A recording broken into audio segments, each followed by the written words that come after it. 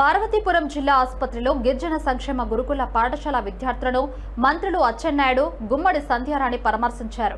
అనారోగ్యంతో బాధపడుతున్న 140 మంది విద్యార్థులను ఏరియా ఆసుపత్రికి తరలించి చికిత్స అందిస్తున్నారు.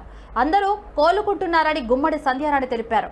మాజీ సీఎం జగన్ పార్వతీపురంలో 11 మంది చనిపోయారని అబద్ధాలు చెబుతున్నాడని అన్నారు.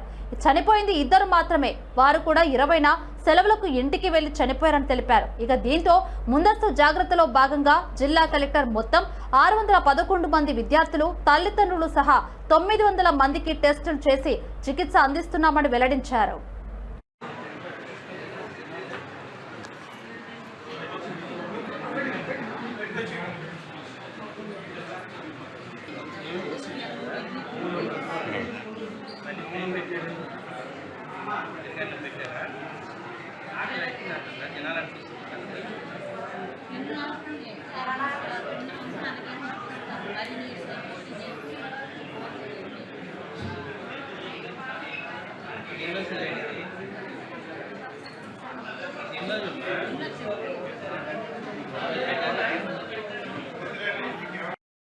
లేదు సార్, అవటం లేదు ఈ మధ్యన.